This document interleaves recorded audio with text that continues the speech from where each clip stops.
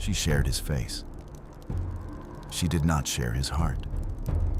In a palace ruled by a king who trusted everyone, one woman was about to prove that the person closest to you can also be the hardest to see clearly.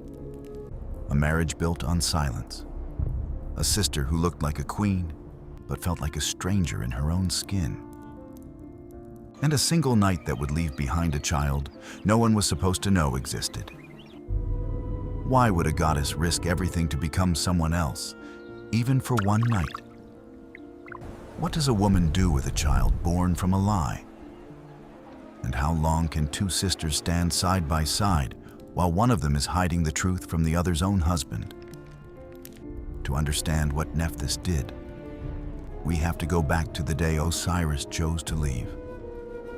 Osiris had spent his reign giving Egypt everything it had never had: laws, harvests, writing, order. Now he wanted to give the same gift to lands beyond the river, and nothing his queen or his court said could hold him back. He kissed Isis at the palace gate and promised to return before the flood season turned. He did not look at Set as he left. He never did. And in the shadow of the palace wall, someone else was watching him go. Someone whose eyes lingered a moment too long. Before we go further, if you're new to this channel, this is where the gods of the ancient world get told as they were meant to be told. Not as footnotes in a textbook, but as the living, breathing, often merciless stories they always were.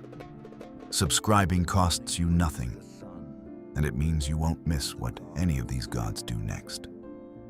Nephthys had been married to Set since the day the two couples were born from the same womb, the same 5 stolen days, where Isis had been given warmth, magic, and a husband who ruled with open hands. Nephthys had been given silence. Set did not raise his voice often. He did not need to. His coldness filled every room he entered, and his house had produced no children, a fact he blamed on everyone but himself, and let his wife carry as though it were a debt she owed him. Nephthys walked those halls like a guest who had overstayed a welcome she never received in the first place. She learned early which doors Set preferred closed, which questions made his jaw tighten, which silences were safer left unbroken. She built an entire marriage out of the art of taking up less space, and told herself this was simply what it meant to be a wife to a god like Set. She envied her sister, not for the throne, for the ease of it. The way Isis crossed a room and people turned toward her without being asked to. The way Osiris looked at his wife, like her presence was a gift renewed every morning instead of an arrangement to be endured. Nephthys had never once been looked at that way. And the longer she watched it from across a banquet table, the more it curdled into something she was ashamed to name, even to herself. So when Osiris left the palace gates for the last time before the harvest, Nephthys did not follow him with her feet. She followed him with a decision that had been building for longer than she would admit, even to herself. Through months of watching a marriage she wanted and a husband she did not have. She waited for the night the moon gave no light, when the palace corridors emptied early and the guards changed shift in darkness thick enough to hide a face. She took the shape and voice of her own sister. The same crown, the same measured warmth Isis wore without effort, the same practiced tilt of the head. And she walked the length of the palace as though she had walked it 1,000 times as its queen, not its shadow.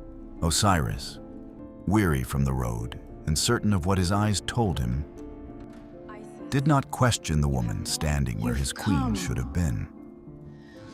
There was no hesitation in his welcome, no flicker of doubt crossing his face. Only the relief of a husband returning to something familiar after too long away. He never learned the truth. Not that night. Not ever. It was not that easy. By morning, Nephthys was already gone from that chamber and gone from the certainty that had carried her through the night. What replaced it was fear. sharp, immediate, and growing by the hour. She was carrying a child that belonged to her sister's husband in a household ruled by a man who could not father one of his own. There was no version of this that ended without blood, if Set ever learned the truth. For months, she hid the growing weight of it beneath layered robes and careful silence, flinching at every glance. Set gave her across the dinner table, certain each one already carried the suspicion it had not yet earned. She ate less in front of him. She stopped bathing where servants might see. She became, in her own house, a woman practiced at disappearing in plain sight. When her time came, she did not call for a midwife inside the palace walls. She went alone into the marshes north of the city, where the reeds grew tall enough to swallow a person whole, and the water ran dark beneath a sky no one else was watching. There, hidden from every eye that might recognize her, she gave birth to a son. She looked at him once. Then she left him among the reeds and did not look back. It did not matter that no one saw her do it. She would carry the sight of him for the rest of her existence. This is the part the old texts never soften, and neither will we. A mother, terrified of her own husband, chose to abandon her child rather than risk what discovery would cost them both. It was not cruelty for its own sake. It was the only math that made sense to a woman who had run out of safer options. But the marshes were not empty. Word reached Isis of something unusual moving through the marshlands. A pack of wild dogs circling one patch of reeds for days, refusing to leave, howling toward the water each time dusk fell. Isis went to see for herself. She waded through the reeds, following the sound of restless barking, until she found what the dogs had been guarding. An infant, alive, wrapped in nothing but marsh grass, abandoned and unmistakably not a stranger's child. She recognized her sister's face, echoed faintly in his own. The same set of the eyes, the same curve at the jaw. She did not need anyone to explain what had happened. The silence between her and Nephthys over the past months had already told her enough, in the way silence between sisters always does. Isis did not need a confession. She only needed to look at the child once. Isis stood over the child for a long moment, and two different women seemed to answer the same question. One was moved by something simple. A child had been left to die, and she could not walk away from that, whoever his father was. The other was already calculating what her sister would owe her, forever, for a secret this large. Both women lifted the boy from the reeds. Neither one contradicted the other. She named him Anubis, and she carried him home. If you've made it this far, you're exactly the kind of viewer this channel is built for. Hit like before you carry on. It takes a second. And it's the only reason channels like this get to keep telling stories nobody else is telling. There's still an entire second half of this story waiting. Isis raised Anubis inside her own household, shielded by magic strong enough to keep prying eyes from asking why a queen suddenly had an infant no one remembered her carrying. To the palace, he was simply hers. No one questioned a goddess who had already rewritten the rules of power once before. For Nephthys, the arrangement became its own quiet punishment, one that never ended and never lightened. She lived under the same roof as Set, performing a marriage that had never given her anything, while her son grew up a short distance away in another woman's arms. She was allowed to see him only as a distant relative might, a visit here, a passing glance there, never as a mother. She watched Isis feed him, comfort him, teach him his first unsteady steps across a courtyard floor, and she folded every instinct to claim him back into silence, because the alternative was a husband who might kill them both. There were nights she stood outside the nursery door and did not go in. There were mornings she heard him laughing somewhere in the palace and had to leave the room before her face betrayed her. The child who had once been the single greatest risk of her life had become, without her ever choosing it, the single greatest ache of it too. Visible every day, untouchable every day, a grief with no funeral to close it. There was no scene where the sisters argued about it. There was no confrontation. That was the cruelty of it. Everything simply continued, day after day, two women maintaining a lie so total that even affection had to be rationed and hidden. Isis, for her part, never treated the arrangement as pure sacrifice. She raised the boy with real tenderness, but she also understood, in the quiet, calculating part of her mind that had once bargained a god's true name out of him with poison, exactly what this secret was worth. Nephthys would owe her loyalty for as long as both of them lived, whether the debt was ever spoken aloud or not. Compassion and leverage sat side by side in her, undisturbed by each other. And if that made her harder to read than a simple, kind queen would have been, it also made her exactly the kind of sister Nephthys could never afford to cross.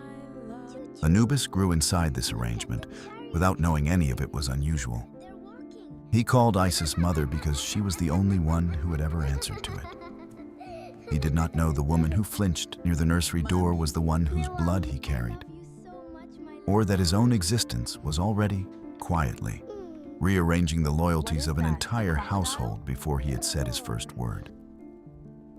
And Set began to notice. Not the child, not yet. What he noticed first was smaller and harder to name. A coldness that had settled between his wife and his brother's queen.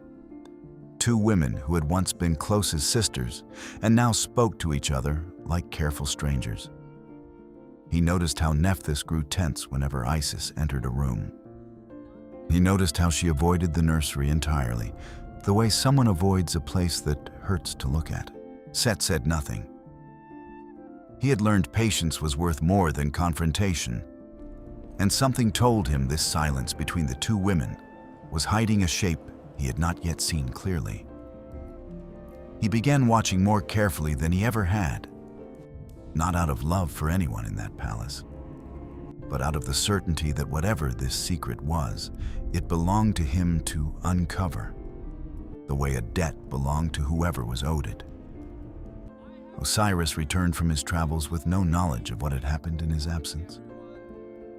He never asked about the toddler in his household. He had no reason to. Set did not return to his old distance. He kept watching, kept noticing the small things two women could not fully hide from a man determined to find them. The way Nephthys' eyes moved to the nursery door and then quickly away. The way she left a room the moment Isis entered it.